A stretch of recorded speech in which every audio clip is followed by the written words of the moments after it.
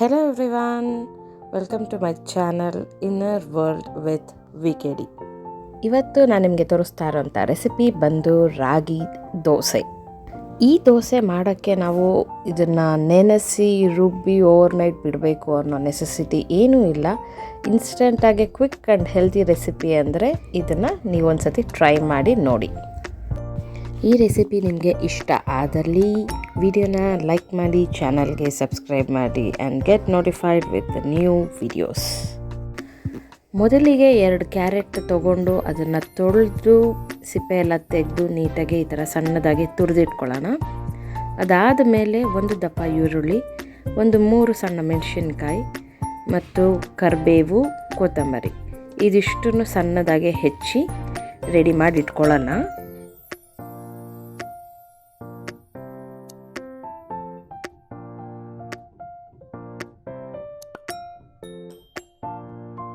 ನೋಡಿ, ಈ ರೀತಿ ನಾನು ಇದೆಲ್ಲ ಐಟಮ್ಸ್ನ ರೆಡಿ ಮಾಡಿ ಇಟ್ಕೊಂಡಿದ್ದೀನಿ. ಈಗ ನಾವು ಹಿಟ್ಟುಗಳನ್ನ ಸೇರಿಸ್ಕೊಳ್ಳೋಣ. ಸೊ ಒಂದು ದೊಡ್ಡ ಬೌಲಿಗೆ ಮೊದಲು ರಾಗಿ ಹಿಟ್ಟು 1 ಬೌಲ್, ಸೇಮ್ ಮೆಷರ್ಮೆಂಟಲ್ಲಿ 1 ಬೌಲ್ ಅಕ್ಕಿ ಹಿಟ್ಟು, ಅದೇ ಬೌಲಲ್ಲಿ ಅರ್ಧದಷ್ಟು ಚಿರೋಟಿ ರವೆ ಇದಿಷ್ಟು ಸೇರಿಸ್ಕೊಂಡು ಅದಕ್ಕೆ 2 ಟೇಬಲ್ ಸ್ಪೂನಷ್ಟು ಉಪ್ಪು ಮತ್ತು ನಾವು ರೆಡಿ ಮಾಡಿ ಇಟ್ಕೊಂಡಿದ್ದಂಥ ಐಟಮ್ಸ್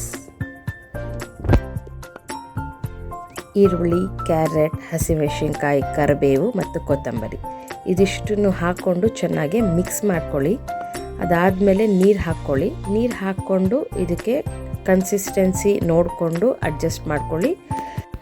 ಇಷ್ಟಾದಮೇಲೆ ಈಗ ನಾನು 1 ಟೇಬಲ್ ಸ್ಪೂನಷ್ಟು ಜೀರಿಗೆ ಅದನ್ನು ಹಾಕಿ ಮಿಕ್ಸ್ ಮಾಡಿ ಇಟ್ಕೊತಾ ಇದ್ದೀನಿ.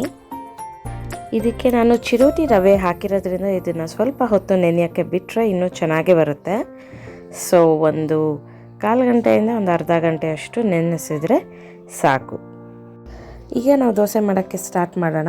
ನಾನು ಈ ಹಿಟ್ಟು ಕನ್ಸಿಸ್ಟೆನ್ಸಿ ಸ್ವಲ್ಪ ತೆಳುಗೆ ಮಾಡ್ಕೊಂಡಿರೋದ್ರಿಂದ ಸೌಟಲ್ಲಿ ಅದನ್ನು ಹೀಗೆ ದೊಡ್ಡದು ಮಾಡಬೇಕು ಅಂತ ಏನು ನೆಸೆಸಿಟಿ ಇಲ್ಲ. ಈಗ ಸುಮ್ಮನೆ ಹಾಕಿದ್ರೆ ಆಯಿತು. ನೋಡಿ, ಇವಾಗ ಹಿಟ್ಟಿಂದು ಹೇಗಿದೆ, ಹಸಿಯಾಗಿ ಕಾಣ್ತಿದೆ. 1-2 ನಿಮಿಷ ಬಿಡೋಷ್ಟೊತ್ತಿಗೆ ಈ ಥರ ಹಿಟ್ಟು ಕಲರ್ ಚೇಂಜ್ ಆಗುತ್ತೆ ದೋಸೆ. ಸೊ ಆವಾಗ ಇದನ್ನು ಇನ್ನೊಂದು ಸೈಡ್ ಬೇಯಿಸ್ಕೊಂಡ್ರೆ ಸಾಕು. ಈಗ ಹೆಲ್ತಿ ಬ್ರೇಕ್ಫಾಸ್ಟ್ ರಾಗಿ ದೋಸೆ ರೆಡಿ ಇದೆ. ಇವತ್ತಿನ ಬ್ರೇಕ್ಫಾಸ್ಟ್ಗೆ ರಾಗಿ ದೋಸೆ ವಿತ್ ಕಾಳು ಮತ್ತು ಸೊಪ್ಪಿನ ಪಲ್ಯ.